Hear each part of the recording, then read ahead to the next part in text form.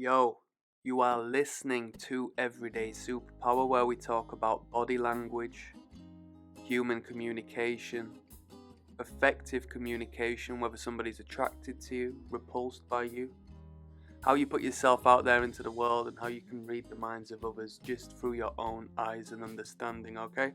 Two links down in the description of this video. One of them links to a playlist of mine, a YouTube playlist entitled The Catalogue of Body Language. From there, you're going to be able to understand the top to the bottom, the A to the B, the start to the finish of understanding the subconscious behaviors of the people around you, alright?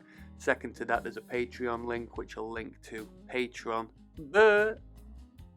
where we will watch real life dates with real people, assessing, observing, and understanding the non-conscious behavior that showcases attraction versus repulsion. Okay, you won't find that information elsewhere. It'll stick with you for life.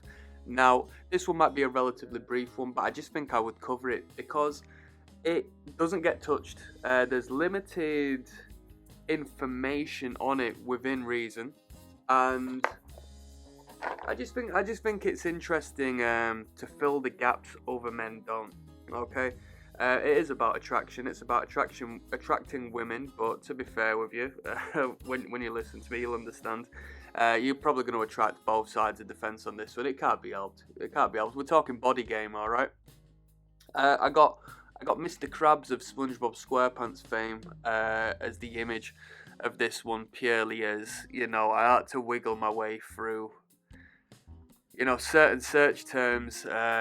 To get something that fit what we're talking about today. But I'm talking about the glutes, I'm talking about the behind, the derriere of a man, and I'm actually going to talk about how important it is for you if you want to be attractive to women generally, if you want to up your market value. You want to train your behind, alright? If anything, the behind is probably going to be more beneficial for you to highlight and train than most other body parts. Okay, now you will, develop a physique as a whole if you're into your training or your exercise or you look after yourself and so forth. But most men don't hit legs, let alone, target the gluteus maximus and whatnot. So by default, you're putting yourself above and before other people in the body game. Okay, enhancing and upping your levels in criteria that other men avoid by choice, right?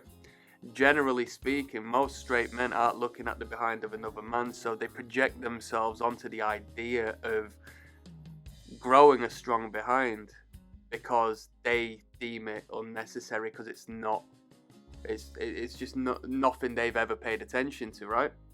They like women's behind, so they don't see the point in a man growing a behind. Thing is, women like, and we will talk about the evolutionary biological impact this will have, but women enjoy it behind. If you've been in a relationship, you'll notice. You don't have to be in a relationship for long for a woman to talk about how she likes a nice bum on a man. Full stop, right?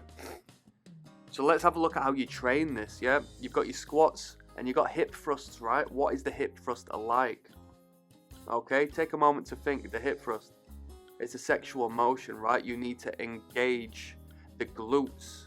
You need to concentrate and highlight and emphasize the usage of the glute muscle, which is essentially the largest group of muscles you have on your body, right? Training these will make you heavier, more masculine by default. And what it will do is enhance your thrusting capability. It's incredibly sexualized. Now we're starting to see the big picture, okay? Evolutionarily, biologically speaking, there is a trigger in the mind of a woman what associates a strong behind on a man as a man who can provide the insemination, the impregnation. And if the woman can't bear children, the point still stands. It is incredibly sexually charged. Now, that's not to say go to the gym and train until you look like, Nicki Minaj. That's not the case. Because, you can be too overt, you can be too hyper masculine. When it comes to the body game, there's a fair middle ground.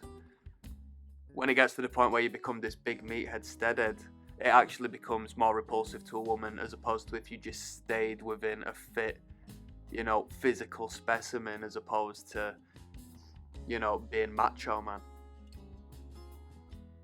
Now everybody avoids this and nobody trains this body part due to this, right?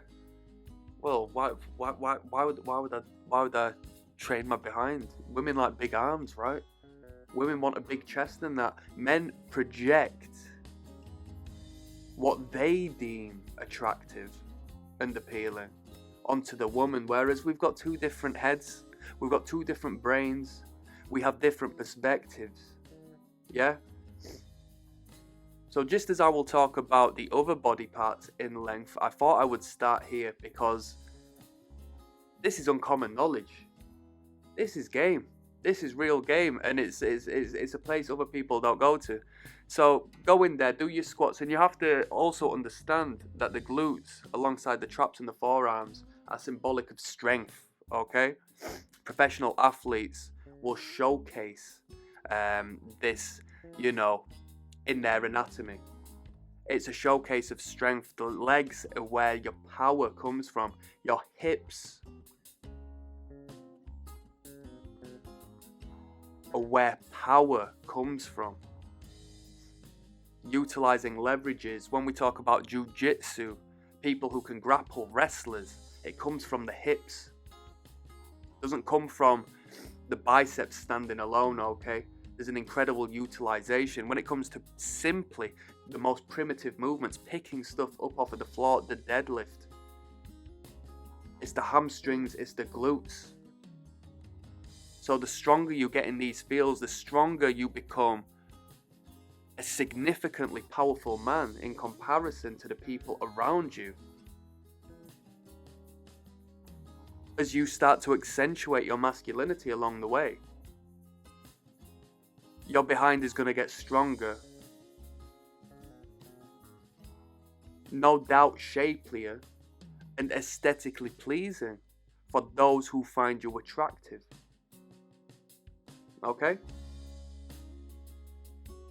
With that being said, I don't think there's much more else. I did read an article. Like I said, there's somewhat a limited amount of information on this at the moment, but I did read an article in regards to the movement of the man as well, and how it helps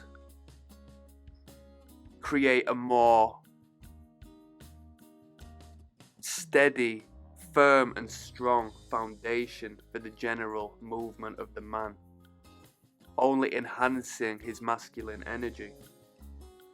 Significant of strength. And as I said at the start of this, if you're into your training, if you want to start going to the gym and this and that, even though they might not be on show at all throughout your life, if you don't wear shorts and this and that and anything in between, you would be in good favor to really accentuate and highlight training your legs, because the majority of man, it is a meme, right? Oh, leg day. Oh, I'm skipping leg day. Oh, no, we're not training legs, are we? Oh, no, legs. Oh. When you go the extra mile to do things everybody else doesn't want to do, you will be rewarded tenfold. So when you get in there and you squat at the start of every session, when you deadlift, when you hit the leg press, leg extensions, when you do your lunges, aesthetically speaking, you're going to be more striking.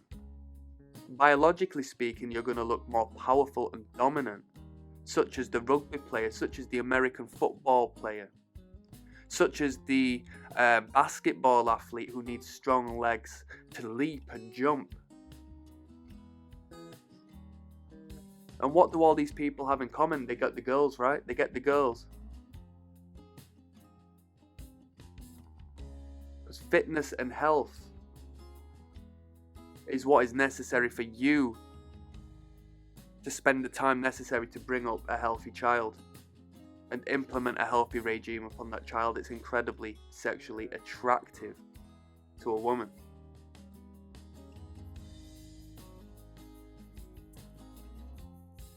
And on that, I'm signing out. A little bit of food for thought. Peace.